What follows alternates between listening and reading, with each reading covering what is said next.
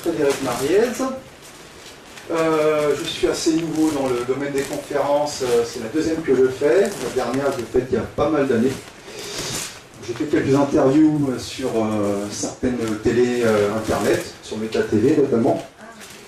Et j'ai créé une association qui s'appelle le Mouvement Matricien. Le Mouvement Matricien, ça parle de matriarcat.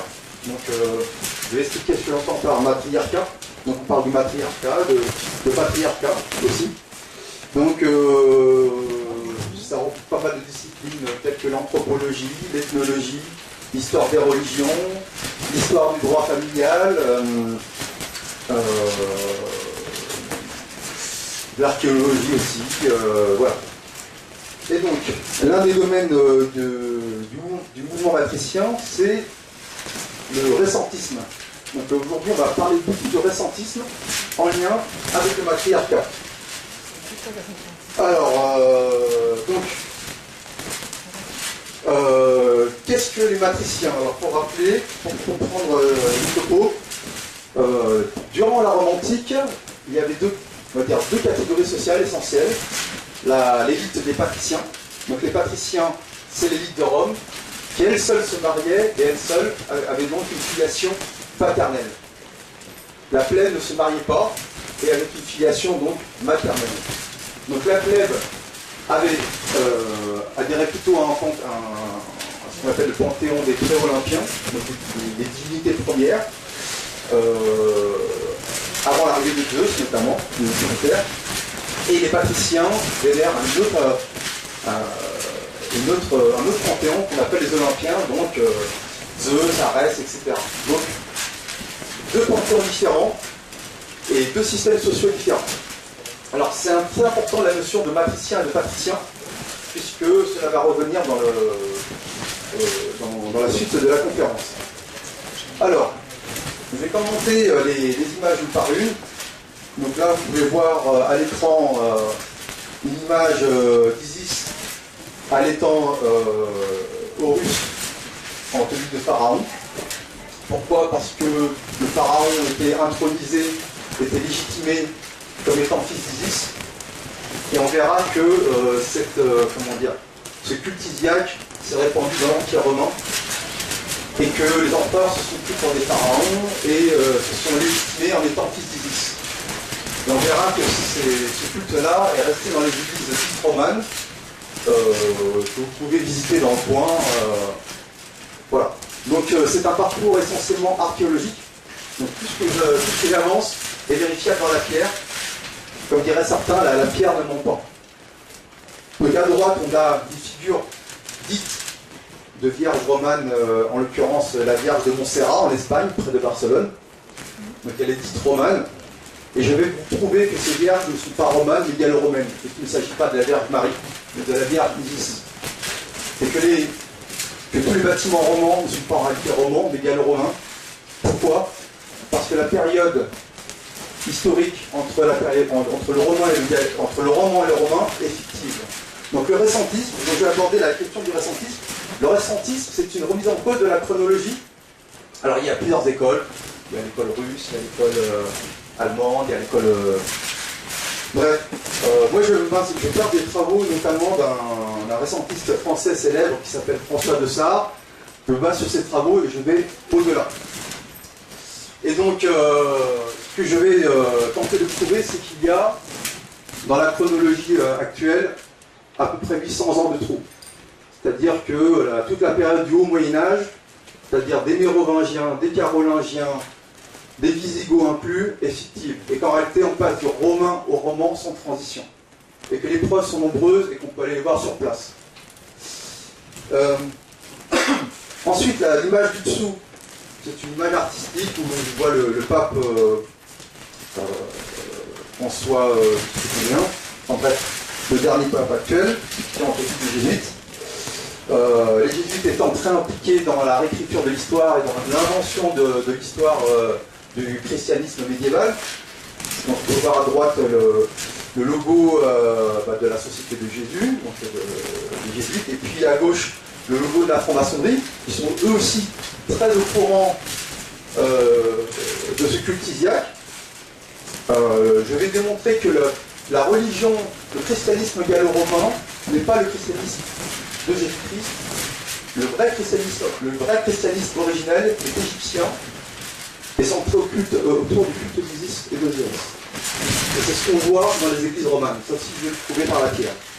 Donc on voit qu'il y a un trône avec une horloge qui démontre que l'Église sait manipuler le temps, sait manipuler les chronologies. Et on voit un fond derrière avec l'œil d'Horus et une croix égyptienne chrétienne. On la voit pas très bien, mais bon, on la verra plus tard. Voilà. Donc là, c'est l'affiche d'un site récentiste qui a disparu et à partir duquel je me suis inspiré. Il m'a mis sur la piste Isis pour comprendre pourquoi 800 ans de Moyen-Âge ont été inventés. Alors, ensuite, on va en faire un téléphone portable. Je vais faire un téléphone portable.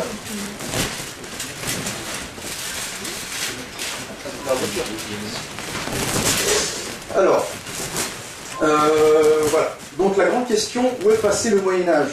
Donc il ne s'agit pas du bas Moyen-Âge qui évidemment a laissé des vestiges concrets, mais du haut Moyen-Âge dont les vestiges sont ou absents ou fortement douteux. Donc on va analyser ces prétendus vestiges du haut Moyen-Âge. Donc là, on voit la pochette du magazine Top Secret, un numéro spécial dédié au récentisme. Voilà. À droite, on peut voir l'implication de l'ordre jésuite dans ce secret lié à l'Égypte. Donc par exemple, on peut voir que le logo des jésuites inclut une croix d'orange, par exemple. Bon voilà, il y a plein de petits clins d'œil. Alors, le personnage en haut à gauche, il s'agit de Denis Pétot, donc un jésuite du XVIIe siècle, qui a redécouvert mystérieusement beaucoup de manuscrits prétendus authentiques du Haut Moyen-Âge, et notamment, bizarrement, on découvre que c'est Denis le Petit qui, au VIe siècle, aurait calculé la naissance de Jésus-Christ. Voilà, donc il y a peut-être, alors c'est une hypothèse qui est travaillée par de nombreuses écoles récentistes, comme quoi Denis le Petit est une invention de Denis Pétot pour inventer l'ère chrétienne. Alors,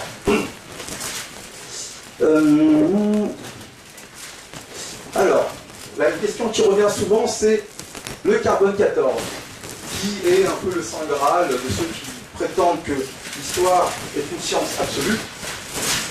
Donc le carbone 14, il s'agit de mesurer le taux de carbone dans des artefacts archéologiques et de mesurer la quantité restante par rapport à la quantité originelle lors de la mort de l'objet vivant que l'on teste. Par exemple, on prend un bout de bois, par exemple, et on mesure le taux de carbone 14 qu'il y a dedans. Et étant donné que le taux de carbone 14 diminue à la mort de l'arbre, on peut, soi-disant, calculer l'âge de la mort de cet arbre. Sauf qu'il y a un problème au niveau du calibrage. En fait, il y a plein de problèmes dans les méthodes de calibrage de la méthode carbone 14. Alors, c'est décrit, c'est très polémique. Beaucoup de scientifiques rejettent cette méthode-là. Alors, l'une des raisons principales, par exemple, c'est qu'on ne fait pas de calcul on ne fait pas une datation absolue par rapport au taux de carbone 14, c'est faux. Ce qu'on fait, c'est qu'on mesure le taux de carbone 14 dans l'artefact archéologique et on le compare au taux de carbone 14 d'un autre artefact archéologique dont on prétend connaître la date à l'avance. Par exemple, pour les manuscrits de la mer morte, découverts en Israël, me semble-t-il, on les a datés du 1er siècle ou du 2e siècle après Jésus-Christ, parce que la quantité de carbone 14 contenue dans les manuscrits de la mer morte sont les mêmes, est la même que celle d'une Bible prétendue du 2e siècle appartenant au Vatican. Mais comment a-t-on daté cette première Bible du Vatican? C'est le Vatican qui nous dit qu'elle date du 2e siècle. Tout ce qu'on peut dire, c'est que les manuscrits de la mer morte et cette Bible du Vatican datent de la même époque. C'est tout ce qu'on peut affirmer. Mais que ça date du IIe siècle, ça c'est une affirmation gratuite de l'Église. D'ailleurs, c'est pour ça, avant d'aborder la question, je vais développer un petit peu. Pendant des siècles et des siècles, la Bible n'a pu être traduite du latin vers les langues profanes, pour la bonne raison que jusqu'au XVIe siècle, il n'y avait pas de Bible. Il n'y avait pas de Bible, comment dire, de la même version. C'est-à-dire que la Bible, jusqu'au XVIe siècle, était en construction. On n'a jamais trouvé de Bible complète jusqu'au XVIe siècle. Il y a beaucoup de différentes versions d'une Bible à l'autre. Et pourquoi on ne voulait pas que le peuple lise la Bible? C'est tout simplement parce qu'elle était en cours de rédaction. Alors là, c'est des petites parenthèses sur les problèmes de réécriture de l'histoire. Par exemple, on a plein d'exemples. Par exemple, il y a des auteurs qui démontrent que la biographie de Jésus est fortement ressemblante sur certains points. Elle est très ressemblante avec la biographie de Jules César. Donc, par exemple, là on voit l'un des détails, on voit que Jules César, à sa mort, une effigie de cire de l'empereur a été crucifiée avec une couronne de laurier et une toge impériale, donc la même toge rouge que portait le Christ. Donc, il y a de nombreux détails de ce genre-là, je ne vais pas développer. Vous pouvez chercher sur internet Jules César et Jésus-Christ, ou Jésus-Christ et Jules César. Et effectivement, il y a de nombreuses correspondances qui laissent à penser que la biographie de Jésus-Christ a été largement inspirée de celle de Jules César. Et on verra par la suite que de nombreux personnages dits du Moyen-Âge, ou de nombreux personnages chrétiens, ont une biographie qui semble être copiée de biographie impériale romaine. Alors là, pour un autre exemple, à gauche, on voit parmi les personnages barbus du bas. Ici, on voit le philosophe Platon de Constantinople, de la Constantinople médiévale, et le philosophe Platon de la Grèce antique. Platon aurait restauré au XIIIe siècle l'école platonicienne.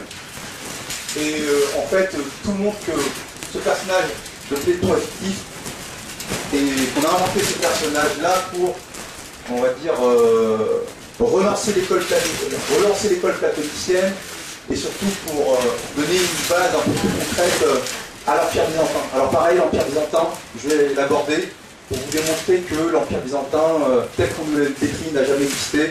L'Empire byzantin n'a été qu'un petit royaume qui n'a duré que quelques siècles, et non pas l'énorme empire que l'on nous décrit dans les livres d'histoire.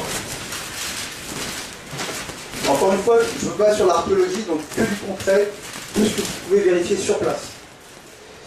Alors, le problème des calendriers. On a souvent la naïveté de croire que l'histoire est écrite depuis 5000 ans sur une belle chronologie uniforme entre toutes les civilisations, ce qui est faux. Chaque civilisation a son propre calendrier, a son propre système de datation, et pour établir les correspondances entre ces calendriers et entre les chroniques, c'est très difficile. Parce que non seulement les dates sont différentes, mais les noms sont différents. Donc un même souverain, d'une chronologie à l'autre, peut avoir un nom différent. Par exemple, imaginons que Charlemagne soit évoqué dans des chroniques chinoises, ils ne vont pas marquer Charlemagne en Chine, ils vont mettre un autre nom. Et pour établir cette correspondance entre le nom chinois de Charlemagne et le nom latin de Charlemagne, ça reste de l'ordre de l'interprétation. Donc, les correspondances entre chronologie est purement interprétative, et d'ailleurs sujet à débat entre historiens. On parlera notamment de la chronologie islamique. Alors,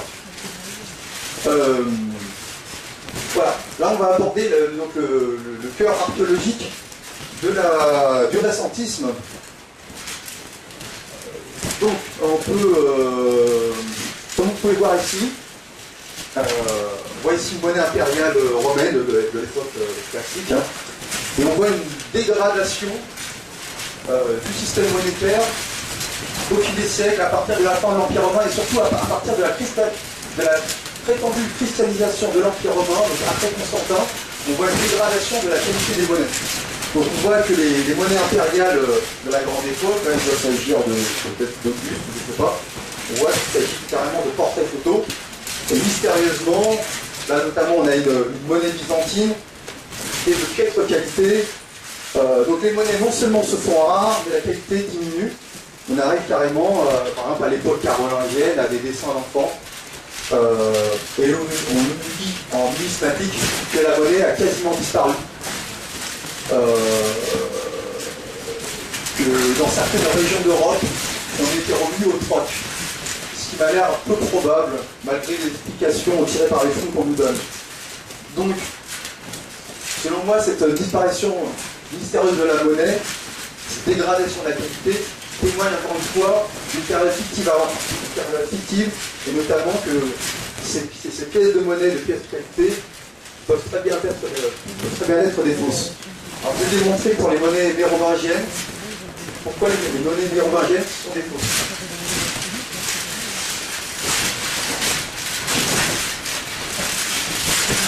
Alors, là on voit la donation de Constantin, la fameuse donation de Constantin, où l'empereur Constantin aurait donné Rome au pape Sylvestre.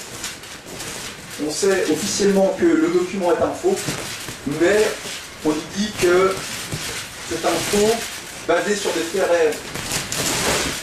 Des faits réels, ça reste à prouver. Et il faut savoir que des faux de cette époque-là, il y en a par million. Par exemple, attendez. Par exemple, l'historien médiéviste Laurent Borel, dans le mensuel numéro 372 du magazine Histoire, à la page 60, confirme que la plupart des documents du Haut Moyen-Âge sont des faux. Voilà. Donc, des faux par milliers, on peut très bien en faire, surtout qu'à cette époque-là, c'est l'Église qui a le monopole de l'écriture.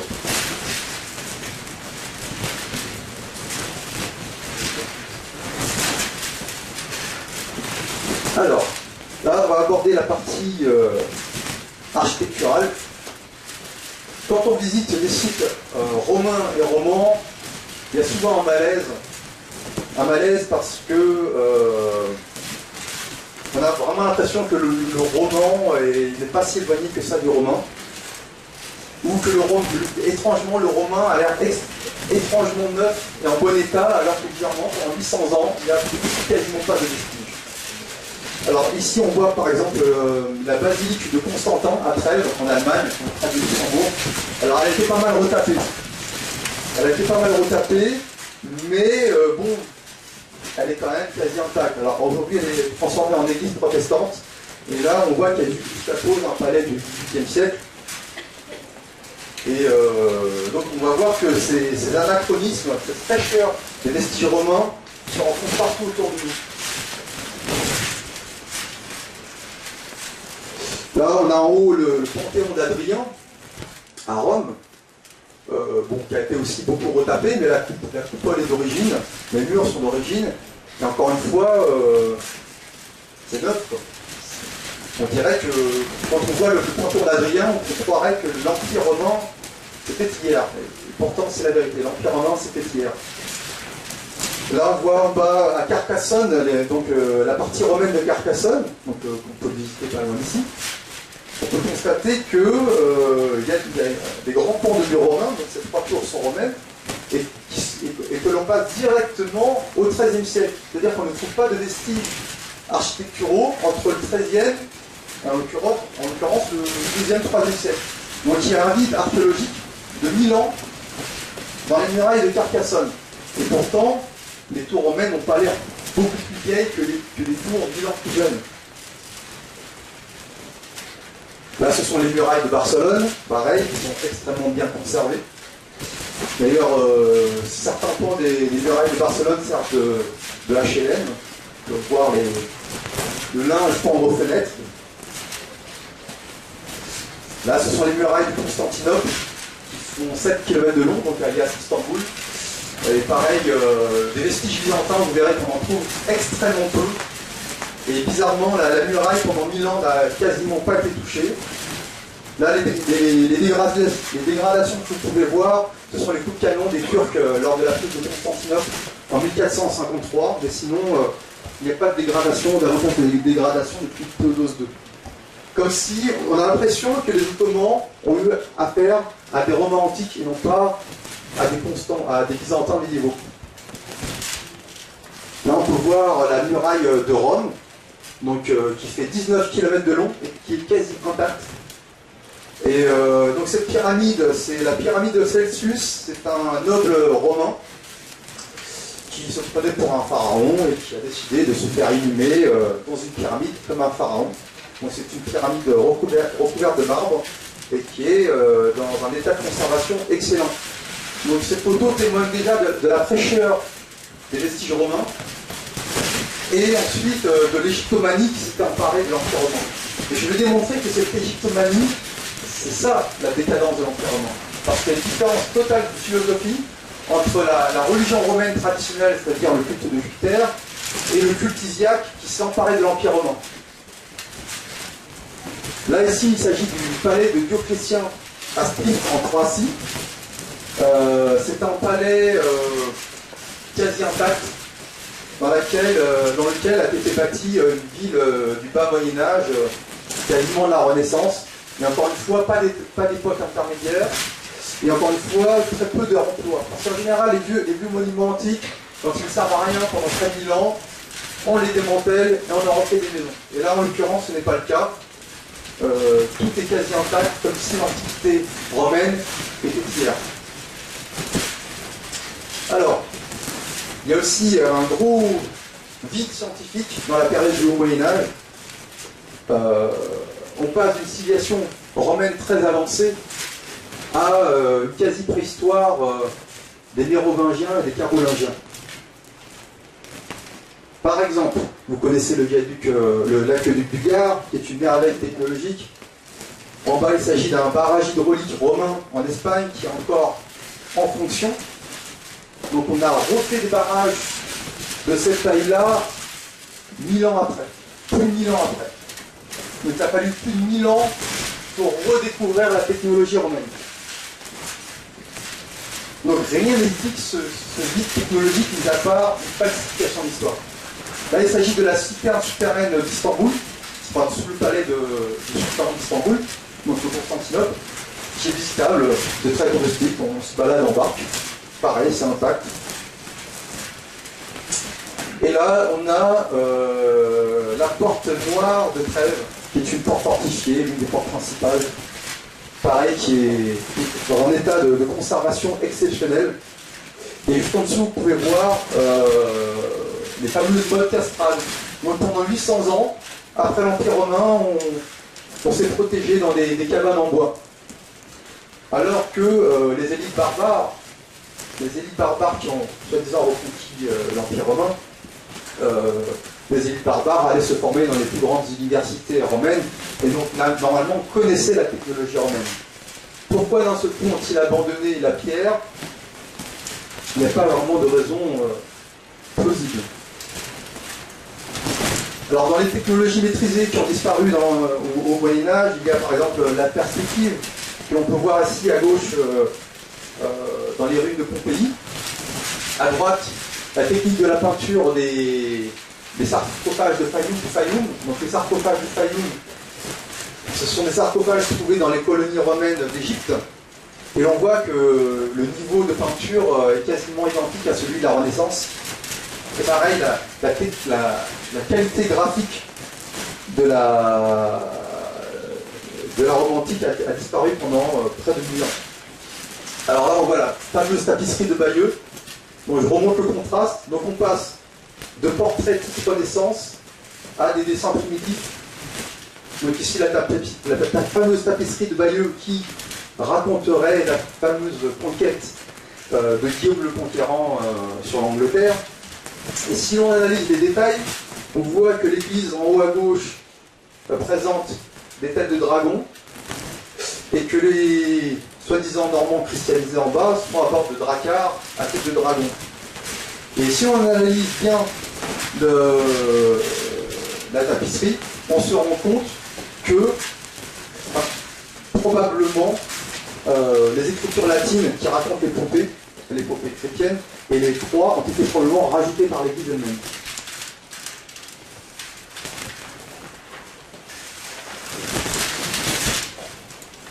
Donc il s'agit plus probablement d'une fresque viking tardive qui a été christianisée tardivement aussi. Alors là, c'est la fameuse horloge d'Anticiter, l'horloge astronomique d'Anticiter qui date du 1er siècle avant Jésus-Christ, qui a été retrouvée dans une galère romaine, qui est une technologie qui n'a été égalée qu'au XVIIe siècle.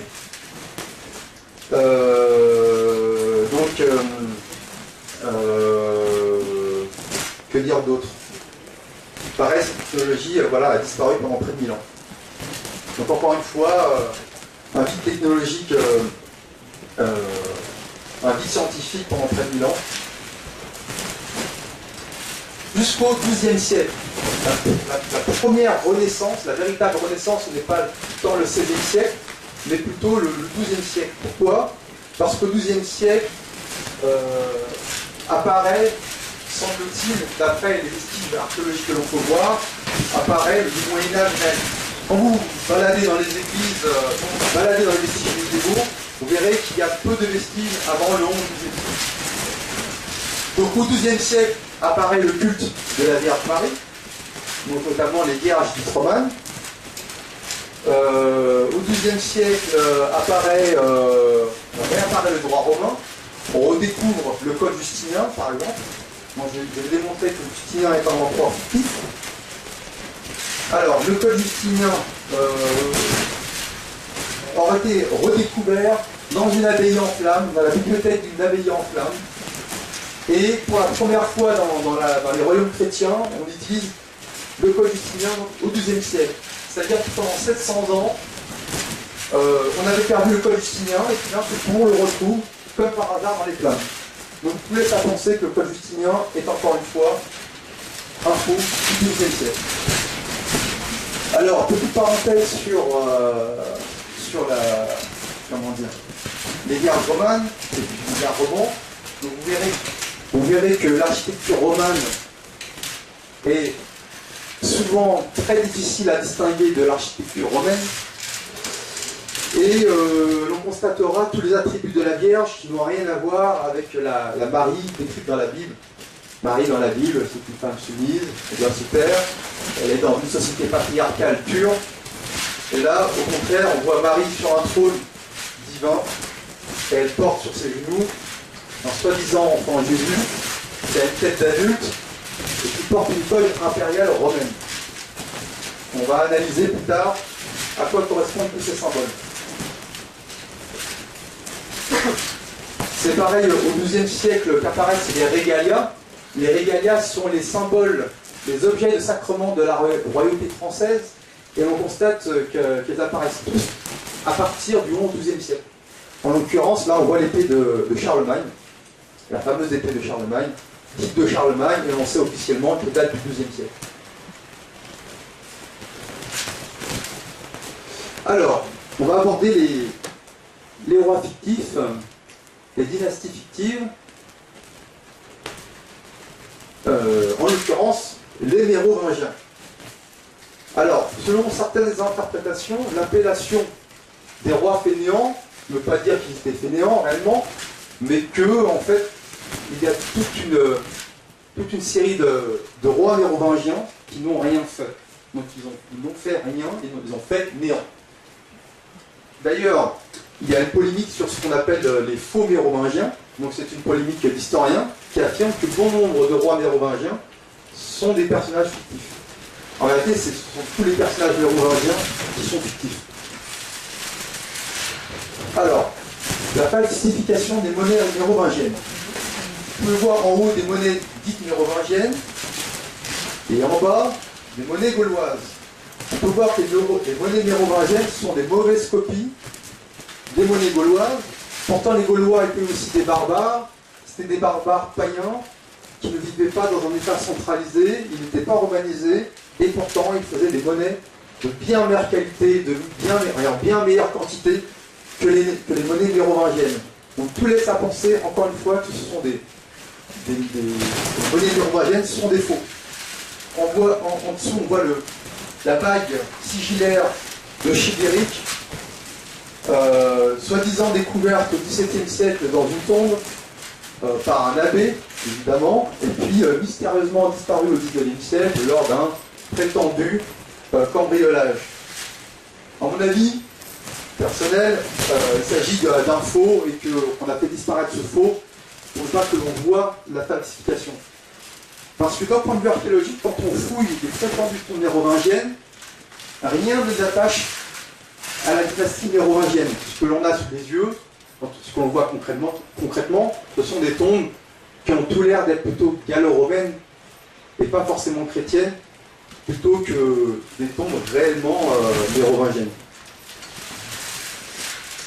Alors justement, on va regarder un petit peu ces tombes mérovingiennes.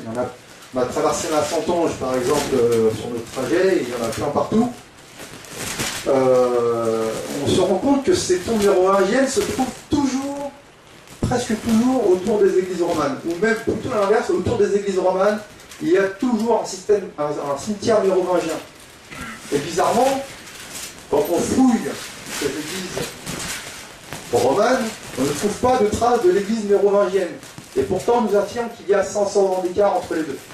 Par exemple, ici, on a l'église de Jonzac, donc en Charente-Maritime, et on voit que le cimetière mérovingien se trouve sur le parvis.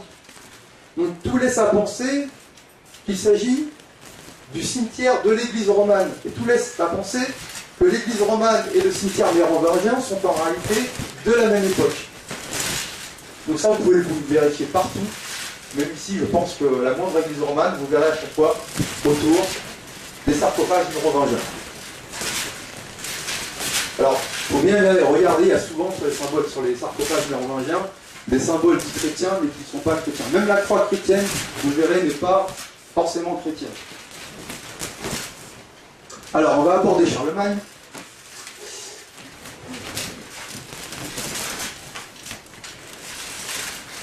Alors, on va juste revenir un petit peu sur les mérovingiens. Donc, on pourrait aussi évoquer au niveau littéraire la loi salique, la fameuse loi qui aurait été écrite du temps de Clovis pour interdire le trône aux femmes et qui en fait est apparue au XIVe siècle. Voilà. Donc on pense, pour beaucoup pensent qu'il s'agit d'un faux du XIVe siècle. Alors petite parenthèse là-dessus aussi, c'est que beaucoup de tribus germaniques, avant la prétendue christianisation, il faut brancher.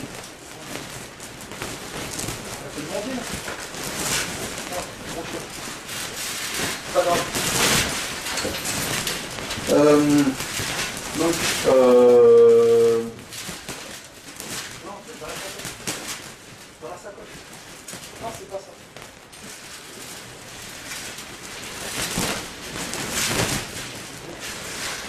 Alors, on était. Voilà. Donc, alors, il faut savoir que beaucoup de tribus germaniques, avant la christianisation, vivaient encore plus ou moins en matriarcat. Alors, je vais préciser ce que c'est que le matriarcat. Et le patriarcat, ce sont des sociétés de droit paternel. C'est une notion juridique. C'est-à-dire que la propriété sur l'enfant, sur la terre, sur les maisons, est aux mains des pères. Dans le matriarcat, c'est l'inverse. La propriété sur l'enfant, la maison et la terre est aux mains des mères. Et il faut savoir que beaucoup de tribus germaniques, ça c'est décrit clairement par exemple dans les écrits de Tacite, donc le romain, vivaient encore en matriarcat. C'est le cas notamment de la tribu des Burmondes. Et, semble-t-il, c'est pour ça que l'on a édité la loi salique, pour abolir cette filiation maternelle, notamment du trône.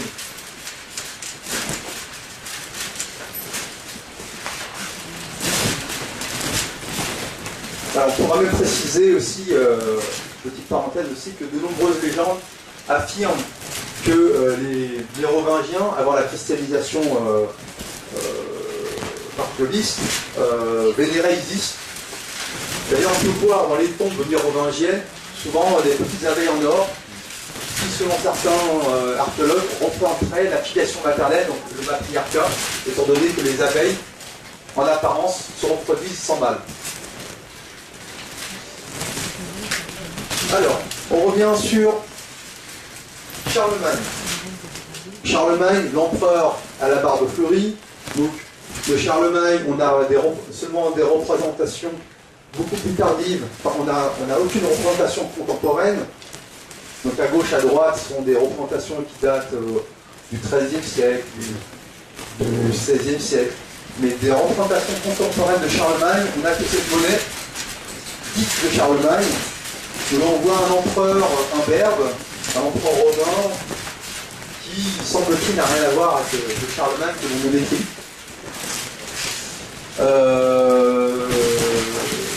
Que dire d'autre? On peut voir aussi, encore une fois, la dégradation de la qualité des monnaies. Donc pour un empereur qui voulait restaurer l'Empire romain, donc empereur des Romains et des Germains, il est un peu étonnant qu'il fasse des monnaies d'aussi piètre qualité que l'on trouve essentiellement dans des abbayes.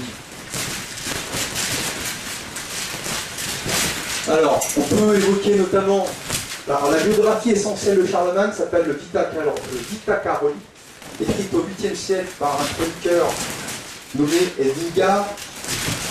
Et l'authenticité de la Vita Caroli est fortement remise en cause du fait que la prose est fortement inspirée de la biographie d'Auguste, de l'empereur Auguste.